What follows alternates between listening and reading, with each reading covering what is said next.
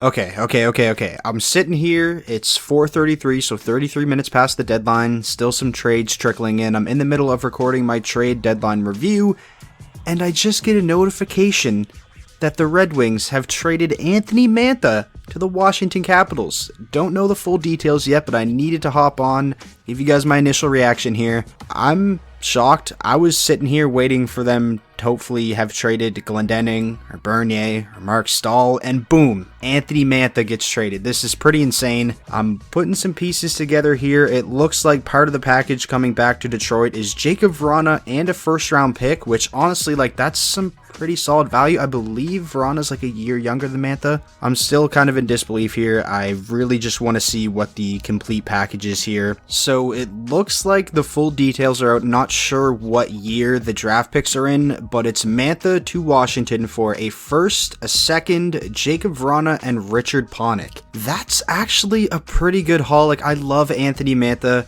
One of my favorite players, has been one of my favorite players for a while. I have an autographed jersey of him hanging up on my wall right now. Might have to sell that. I'm definitely not mad. I'm still more so just shocked, and I'm honestly kind of surprised Detroit got that big of a return for Mantha in a year where he honestly isn't playing that great relative to expectations and what he's capable of doing. This video has already been all over the place, so let me try to compose myself a little bit.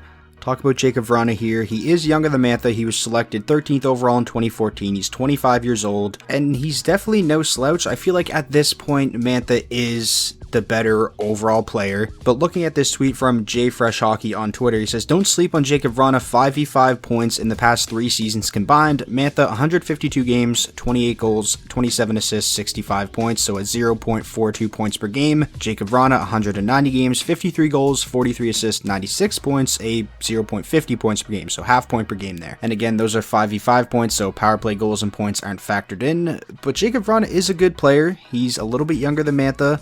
Again, I do think Mantha at this point is a better player, but I don't think it's by a significant amount. And on top of Vrana, Detroit gets, Richard Panik, who's kind of just a filler to make the money work, but a first and a second round pick on top of Jacob Vrana. Overall, I'm really happy with that return. Still shocked that the Red Wings traded Mantha, but I'm happy. I still can't seem to find anywhere what year the draft picks are. I'm hoping that first round pick is for the 2022 draft, not the 2021 draft, because for one, the 2022 draft is a lot stronger than the 2021, or it looks like it's going to be that way. And also Washington, they're making the playoffs this year, so if it is 2021, it's going to be a late first rounder. And if it was next year, who knows, there's a chance Washington could maybe fall off. It's unlikely, but there's a chance. Alright, scratch all that. I just seen a tweet come out from the Red Wings verifying this today. The Red Wings acquired right wing Richard Panik, left wing Jacob Vrana, a first round pick in the 2021 draft, and a second round pick in the 2022 draft in exchange for, of course, Anthony Mantha. So it isn't a 2022 first, which is unfortunate, but still, I can't complain about that return for Mantha at all. Alright, so I've rambled on enough about this trade from Detroit's point of view. I'm still a little bit shocked here, but now let me talk about Anthony Mantha and what Washington is getting here. Any Capitals fans watching this video, I'll try and give you an idea of what Mantha can bring to the Caps. For one, he's on a very reasonable contract, a $5.7 million cap hit signed for 3 more seasons after this season. To just be blunt, when motivated, Mantha is a complete beast. This is a guy who, at his best, I think is capable of being up around a point per game and giving you 30 to 35 goals, talking if it were an 82-game season, of course. The thing about Mantha this season with the Red Wings,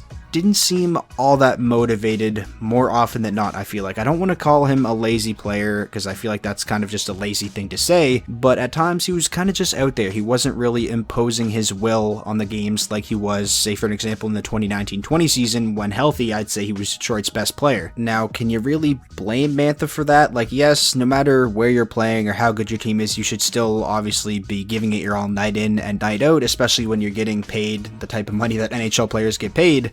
But I'm sure it would be hard to stay motivated and give it your all every single night playing on a team like the Red Wings. I mean, Detroit has been awful basically every season Mantha has played for them. He's never played a playoff game in his career, and he's 26. Now, that being said, going to a team like the Washington Capitals, who are legit Stanley Cup contenders, I don't think motivation is going to be an issue at all for Mantha. This is an amazing opportunity for him. I'm happy he's going to a team like Washington, and for the Capitals, and Capitals fans, you should be really excited about this. I know I said how I think Detroit got a really good return here. I think this trade could be fantastic for Washington still, and it's not like this is just a rental either. Mantha is a guy who's obviously going to help the Capitals this season in their push to the playoffs and hopefully to go on a deep playoff run, but he's also going to help them for the next 3 years after this, and maybe more if they decide to extend him after the current contract. I'm going to miss Mantha. He is an incredibly talented and skilled player. I wish him all the best, but yeah, those are pretty much my thoughts on this absolute blockbuster of a trade that literally came out of nowhere. This is the exact type of trade that this year's deadline needed. Throughout the entire day, everything was so boring, and then boom, what, like 20 minutes after the deadline, this comes out. I'm still kind of sitting here in shock, but that is pretty much going to do it for this video. I'm very, very curious to hear your guys' thoughts on this trade. Who do you think won and why? I didn't do this at the start of the video, but of course, if you guys would like to stay connected outside of YouTube, you can go ahead and follow my social medias like Instagram and Twitter. The links to those will be down below in the description. The option to become a channel member is there as well. If you become a member, you'll gain access to exclusive member-only perks like getting a badge next to your name, getting a shout out at the end of a video, and joining the Discord server. Be sure to leave a like on this video if you did enjoy. That is the best way to show your support, and most importantly, hit that subscribe button if you're new and you want more NHL content just like this. Look out for my 2021 NHL trade deadline review video. That should be up in a couple hours, but it kind of got held up with the news breaking of this trade. Anyways, talk to you guys soon.